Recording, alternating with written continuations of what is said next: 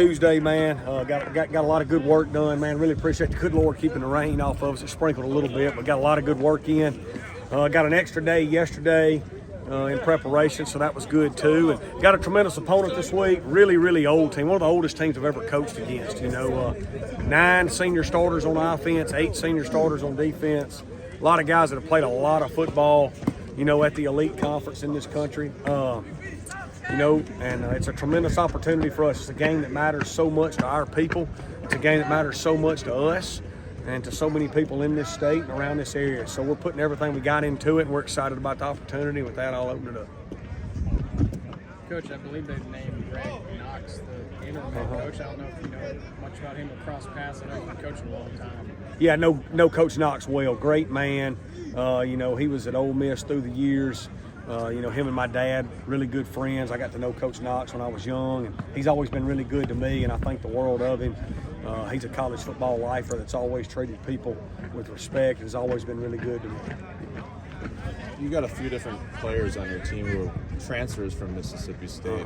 Do you think that they maybe are a little extra excited to try to beat their old team or something like that? Yeah, I don't know if you can be any more excited to play a game, than we can be as a collective unit for this game. So if those kids have extra motivation, maybe so. But everybody within our whole program is really excited about this week. Yeah. Coach, last couple of weeks, y'all had extended periods of good on good through the last 3 practices. Kind of talk how that served you guys. Yeah, we changed the way we practice, about midway through the year for 2 reasons, Glenn. Number one, we're so young, and we felt like we needed to grow and develop. One thing I've really been proud of in our 3 years here is we've always gotten better as the year went on. And I think it's because of the way we practice. And we are doing more good on good to develop these young guys. I think we've seen a lot of growth, and it's been good. It's been really good. Speak a little bit to y'all's success on the perimeter against ULL. I think y'all really did some from the play to the blocking to the execution. Yeah, we've really improved that too. Getting out on the edge and doing some things, and then also it's helped us on defense too. We're playing blocks better on the edge and tackling better on defense.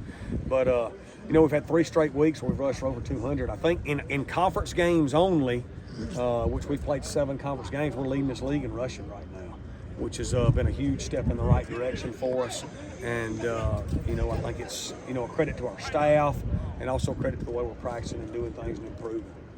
Speaking on that statistic and combining that with passing, can you just kind of speak to how the offensive line has progressed and maybe some players that stand out? Yeah, they've really gotten better as the year's gone on. I thought they played their best game this past week, and the proof's in the pudding right there. They're just playing collectively as a unit better. We're playing a lot of people. They're all getting better. The young guys have improved and gotten better, and it's been fun to see. Dylan Lawrence is one of those transfer guys, and I'm pretty sure he started every single game for you guys on defense. What has he just kind of brought as addition to this team? Yeah, really talented guy from George County. Loves being here, loves this culture.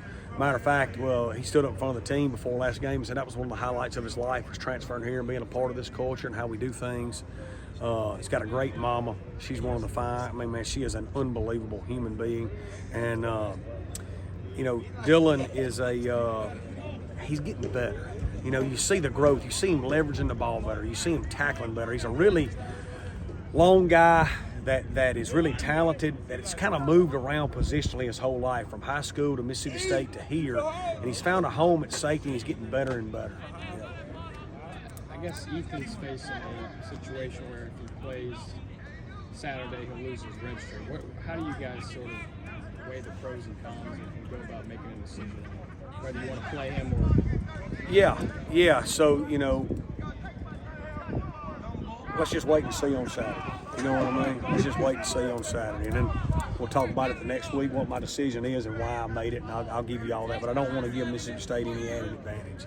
Coach, could you speak a little bit to Ethan's velocity on the football, giving your guys a chance for yak on the perimeter? Yeah, he really got a strong arm, got a live arm, young guy that's got a bright future, and going to be a really good player for us in the future. Can run and throw. And, we talk about having one-strike guys here, and he's a one-strike guy from standpoint. Really the only thing he didn't have was he's not a super tall guy, and he can play. That Thursday's game, to put Ethan in that situation, you guys down a touchdown, and what he did leading you guys down to tie it. what can that do for a young quarterback? This confidence and just kind of growing from that. Yeah, he's an extremely confident guy. I think that's one reason why we put him in there, and he believes, and he's getting better and better. And anytime you have success at anything in life, you know, it gives you more confidence moving forward. So that was a good moment for him and a good moment for our football team. Saw him wearing that brace on his knee. Is that just kind of some support for him? Yeah, you know, he's just a year removed from an ACL injury, so yeah, that's part of it.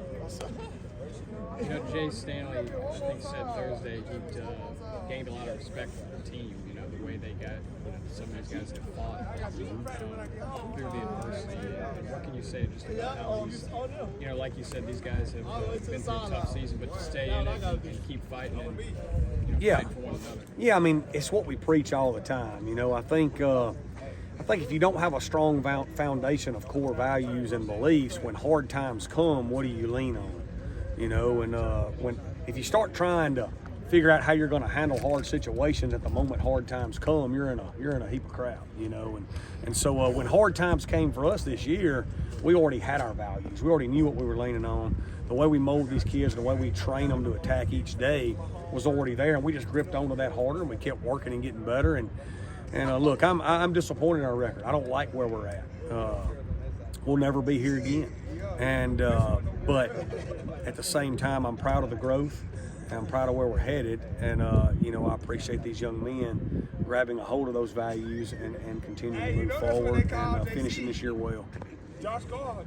Anything else? See, wait,